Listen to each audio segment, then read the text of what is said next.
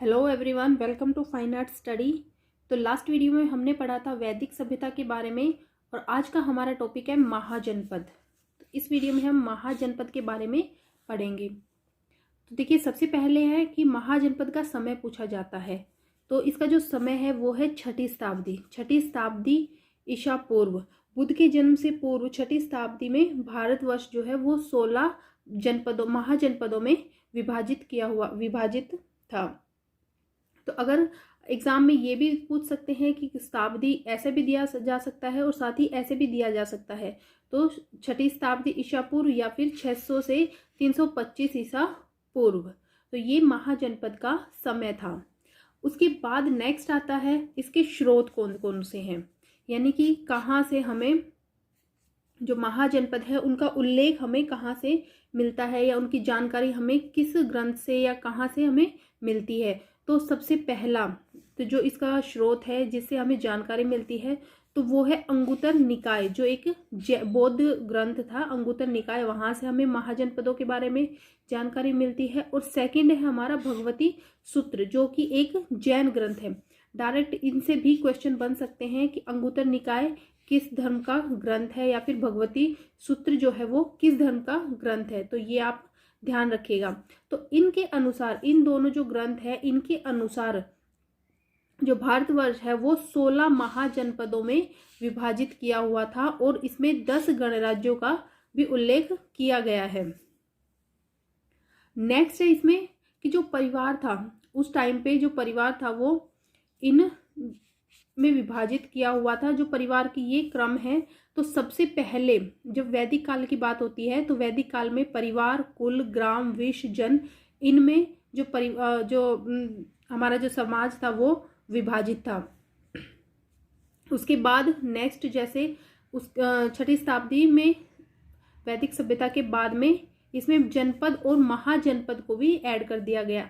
तो जो परिवार का क्रम था वो था सबसे पहले जो सबसे छोटी इकाई, एग्जाम में पूछा जाता है कि जो उसकी समाज की सबसे छोटी इकाई कौन सी थी, तो वो आएगा परिवार।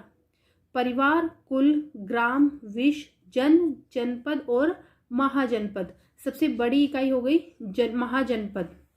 ठीक है। उसके बाद इसमें आता है कि शासन के प्रकार। महाजनपद में 2 तरह के शासन होते थे। एक तो होता था राजतंत्र और एक होता था गणतंत्र। राजतंत्र यानी जो राजा के द्वारा शासन किया जाता था।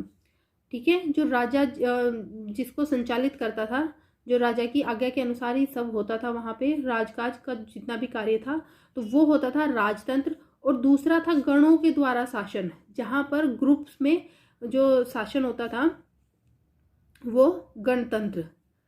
तो चलिए इसके बाद हम देख लेते हैं कि हमारे कौन कौन से महाजनपद थे और उनकी राजधानी क्या थी और उनका जो वर्तमान में स्थान है वो कौन कौन सा है। तो सबसे पहला हमारा है अंग। इसकी जो राजधानी थी वो थी चंपा। ठीक है। और इसका जो वर्तमान में स्थान है, तो यहाँ पर महाजनपद दिए हुए हैं, यहाँ पर इनकी राजधानी है और साथ में है वर्तमान में इनका जो स्थान है, इनकी लोकेशन जो है वो। तो सबसे पहले जनपद था अंग, उसकी राजधानी थी चंपा और इनके जो वर्तमान में स्थान है वो है भागलपुर, मुंगेर। ये सब आते हैं बिहार में। तो देखिए स्टार्टिंग के ये जो 3 है, अंग, मगध और वज्जी, तो ये तीनों ही बिहार के अंतर्गत आते हैं। आप इन्हें इस तरह से याद करेंगे तो आपको थोड़ा जल्दी याद हो जाएगा। ये वाला जो टॉपिक है हर एग्जाम में, आप कोई भी एग्जाम दीजिए, किसी भी एग्जाम में आपके ये पूछे जाते हैं, तो सभी एग्जाम्स के लिए ये बहुत महत्वपूर्ण है। तो चलिए नेक्स्ट है हमारा मगध। अंग, मगध, वज्जी, आप इस तरह से इनको याद कर सकते हैं अपने जो लोकेशन है उस हिसाब से, तो आपको ये थोड़ा जल्दी याद होंगे। मगध देख लेते हैं। मगध की राजधानी थी राजगृह या फिर गिरिवज्र भी इसको कहते हैं। अगर इन दोनों में से कोई भी नाम आ जाए तो आप याद रखना इन दोनों को। उसके बाद इनका जो वर्तमान में लोकेशन है, वर्तमान में इनका जो स्थान है वो है पटना, गया। ये दोनों कहाँ पर है, ये बिहार में। और जो हमारा थर्ड है वो वज्जी। इसकी राजधानी थी वैशाली और इसका वर्तमान में स्थान है मुजफ्फरपुर, दरभंगा। ये आते हैं बिहार में। तो ये 3 थे हमारे अंग, मगध, वज्जी, ये बिहार के। बिहार के महाजनपद थे। नेक्स्ट देख लेते हैं वत्स। वत्स जो है वो उसकी राजधानी थी कौशाम्बी और इसका वर्तमान में स्थान है इलाहाबाद। इलाहाबाद का जो नया नाम पूछ लें तो ये है प्रयागराज। अगर इन दोनों में से कोई भी नाम आ जाए तो आप उसको ध्यान रखें, इलाहाबाद या प्रयागराज, इन दोनों में से कोई भी नाम आ सकता है। ये सब आते हैं यूपी के अंतर्गत। तो देखिए यहाँ पे वस्त, कौशाम्बी, सूरसेन, काशी, चेदी, मल और पांचाल, ये सब हमारे आते हैं यूपी के अंतर्गत। ठीक है। उसके बाद 5वें नंबर पर हमारा है कौशल, जिसकी राजधानी थी श्रावस्ती और वर्तमान में इसका क्षेत्र है फैजाबाद। नेक्स्ट है 6 नंबर सूरसेन, जिसकी राजधानी थी मथुरा और जो वर्तमान में ये मथुरा ही है। नेक्स्ट है हमारा 7 काशी, इसकी राजधानी थी वाराणसी, वर्तमान में जो वाराणसी का क्षेत्र है वही। नंबर 8 पे है चेदी, चेदी की राजधानी थी शक्तिमती या सोथिवती। ठीक है, ये दोनों नाम आप ध्यान रखिएगा। चेदी जो महाजनपद था उसकी राजधानी थी शक्तिमती या सोथिवती और इसका जो वर्तमान में कौन सा क्षेत्र इसके अंतर्गत आता है, जो बुंदेलखंड का, यूपी में जो बुंदेलखंड का क्षेत्र है वो चेदी वंश के, चेदी महाजनपद के अंतर्गत आता है।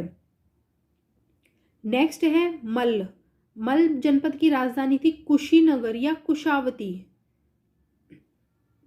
और इसका वर्तमान में क्षेत्र है देवरिया, जो कि यूपी के अंतर्गत ही आता है। नेक्स्ट है नंबर 10 पांचाल और इसकी राजधानी थी अहिच्छत्र या कामपिल्य और फर्रुखाबाद का जो एरिया है वो पांचाल, जो पांचाल महाजनपद था उसके अंतर्गत आता है। उसके बाद देखिए नेक्स्ट है 11 नंबर पे कुरु। कुरु जो महाजनपद था उसकी राजधानी थी इंद्रप्रस्थ, जो कि वर्तमान में जिसे हम दिल्ली कहते हैं। कई बार ये क्वेश्चन भी पूछा गया है कि दिल्ली का पुराना नाम क्या था, तो वो था इंद्रप्रस्थ। अच्छा, जब जो दिल्ली है उसका वर्णन महाभारत में भी मिलता है और वो किस नाम से मिलता है, इंद्रप्रस्थ के नाम से ही मिलता है, जो कि पांडवों की राजधानी थी। और इसके साथ ही आप ये बात भी ध्यान रखिएगा कि 1911 में जो दिल्ली है उसको भारत की राजधानी बनाया गया था। दिल्ली से पहले भारत की राजधानी कोलकाता थी। जो दिल्ली की योजना है या फिर जो वास्तुकला कहें तो वास्तुकला जो है वो ब्रिटिश आर्किटेक्चर थे, हर्बर्ट बेकर और एडविन लुटियन, इन दोनों ने दिल्ली की जो वास्तुकला है वो तैयार की थी। उसके बाद नेक्स्ट है मत्स्य विराटनगर। ये देखिए, ये आपको बहुत इजी याद हो जाएंगे, बहुत इजीली याद होंगे, बहुत फटाफट से, क्योंकि जो कुरु है वो भी आप देखिए एक ही है। ठीक है, दिल्ली इंद्रप्रस्थ, ये बहुत जल्दी याद हो जाएगा। उसके बाद राजस्थान से भी आपका एक ही जनपद, महाजनपद है, वो है मत्स्य विराटनगर। जो इसकी जो वर्तमान में जो क्षेत्र है मत्स्य महाजनपद है, विराटनगर इसकी राजधानी था और जो वर्तमान में जयपुर का क्षेत्र है वो इसके अंतर्गत आता है। उसके बाद नेक्स्ट है एमपी से भी एक ही है, तो ये देखिए अवंती जो है वो एमपी की जो महाजनपद है वो अवंती, इसकी जो राजधानी थी वो थी उज्जैन या महिष्मती। ठीक है, और जो वर्तमान में मालवा का क्षेत्र है वो इसके अंतर्गत आता है। नेक्स्ट है हमारा अश्मक महाजनपद है, उसकी राजधानी थी पोटली या पोतन। ये दोनों नाम आप जरूर ध्यान रखिएगा, पता नहीं एग्जाम में दोनों में से कौन सा नाम दे दे, कोई भी नाम आप दे सकते हैं एग्जामिनर, तो आप कंफ्यूज ना हो और दोनों ही नाम आप ध्यान रखें। तो ये जो अश्मक है वो गोदावरी नदी का जो क्षेत्र है, तो देखिए इसके साथ ही ये बात ध्यान रखिएगा कि जो अश्मक है ये दक्षिण भारत का एकमात्र जनपद था। ठीक है, मालवा एमपी का और जो गोदावरी नदी का क्षेत्र है ये दक्षिण भारत का। ठीक है, उसके बाद लास्ट जो दो हैं कंबोज और गांधार, ये दोनों ही भारत के बाहर के महाजनपद थे। जो 14 जनपद हैं वो भारत के अंदर थे, लेकिन जो 15 और 16 कंबोज और गांधार हैं ये दोनों ही भारत के बाहर के थे। तो अगर आपसे पूछा जाए कि भारत के बाहर के कौन से महाजनपद थे, तो वो थे कंबोज और गांधार। उसके बाद देख लेते हैं कंबोज। कंबोज की जो राजधानी थी वो थी हाटक या राजपुत्र। इसके अंतर्गत कौन सा क्षेत्र आता है, राजौरी व हजारा का क्षेत्र। ठीक है, ये जो कश्मीर का साइड का क्षेत्र है राजौरी व हजारा वो इसके अंतर्गत आता है। उसके बाद लास्ट है गांधार, और इसकी जो राजधानी थी वो थी तक्षशिला। और वर्तमान में जो रावलपिंडी पाकिस्तान का जो क्षेत्र है वो इसके अंतर्गत आता है। अब देखिए तक्षशिला बहुत फेमस है और इससे भी काफ़ी क्वेश्चंस पूछे जाते हैं। तो जो चाणक्य हैं, चाणक्य जो थे वो चंद्रगुप्त मौर्य के प्रधानमंत्री थे और यहाँ ये शिक्षा का प्रमुख केंद्र था। ठीक है, तक्षशिला जो है प्राचीन काल में शिक्षा का प्रमुख केंद्र था और चाणक्य थे वो यहाँ के आचार्य थे। तो ये बात आप साथ में नोट कीजिएगा। ठीक है, तो ये थे हमारे महाजनपद, 16 महाजनपद और उनके कुछ इंपॉर्टेंट फैक्ट्स। तो आई होप कि आपको ये वीडियो अच्छा लगा होगा, और अच्छा लगे तो चैनल को लाइक शेयर और सब्सक्राइब जरूर करें। Thanks for watching.